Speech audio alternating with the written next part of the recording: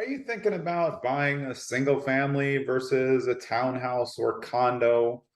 I'm about to tell you the pros and cons of single family versus townhouse and condos because there's really pros and cons for each. It really depends what you're looking for, what type of extra security you might want, and also what fees you're willing to pay to get the extra potential amenities that may be available. So let's start with a single family home. That's just going to be your standalone. You're responsible for everything. Nobody's cutting your grass. Nobody's fixing your boiler. It's all on you. So that's the one, I guess, con for some is that there's not going to be any maintenance that you can get done for free by somebody else. But in order to get that maintenance done by someone else, you're going to need to be part of a homeowners association, which means you're going to pay a monthly fee. And for that fee, you're probably going to get granted some common area maintenance, exterior maintenance, back maintenance. Your roof's probably going to be taken care of. But if you're living in a single family house and you buy one and your roof leaks or is ruined, you're going to need to put on a new roof. You need a new furnace, you're going to have to get a new furnace. So these are big decisions, and it's why you need to have a lot of reserves when you're buying a single family home. Less reserves than you need if you're buying a townhouse or condo because you're more protected.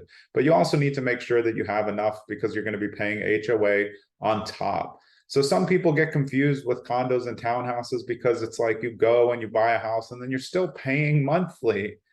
So that's one of the issues. But what you're doing is you're paying monthly to reduce the potential of things that you may have to do in terms of maintenance, long-term care, etc. Those are usually exterior things. I mean, if you break something inside the house, you're going to have to fix it.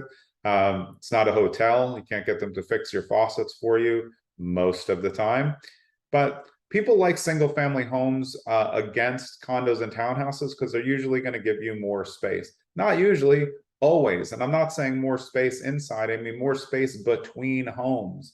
So a single family home is not usually going to be attached to anything unless you're living in a row house in Philadelphia or in other areas, DC area where they have row houses and they're common.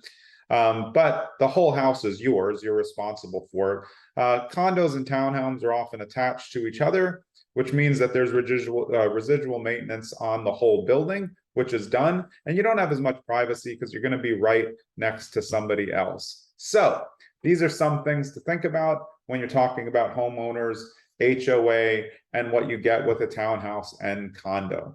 Your condos are usually going to be smaller. Townhouses are normally going to be bigger.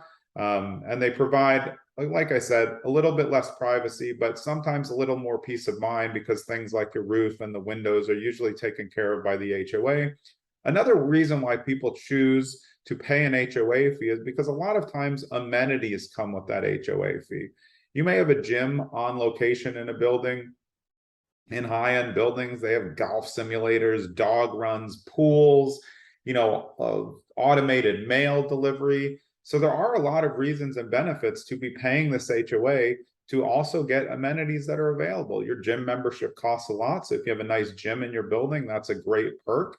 You live in a single family house, you can build out your own gym if you want. It definitely works, but there's a cost to that as well.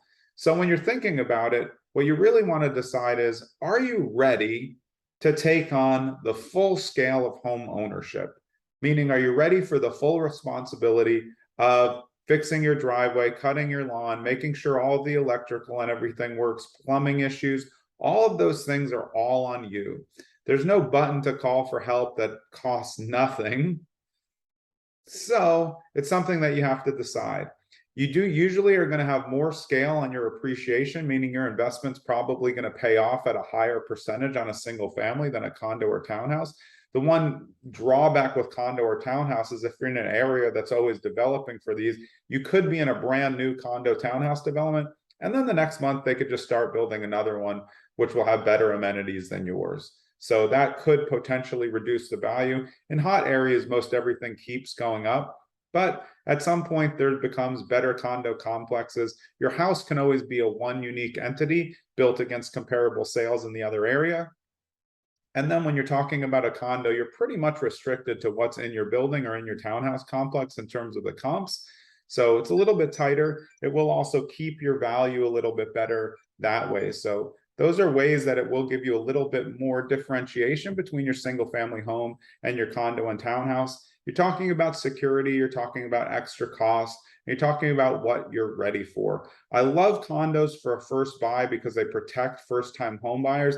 There's not a whole ton that can go wrong. Sure, you can leave your water on, you can start a fire, but there's a lot of things that you're protected from there. And there's just a lot of things that are going to get paid for. You are going to pay your monthly fee to pay for those things, but they're going to take care of a lot, maybe make it a little bit easier to scale into your first home ownership. I hope that's been helpful. This is the pros and cons of home ownership versus townhouses and condos. My name is Jonathan Green. I run a big team called Streamline Properties on Market, brokered by eXp Realty, and I hope you have a great day.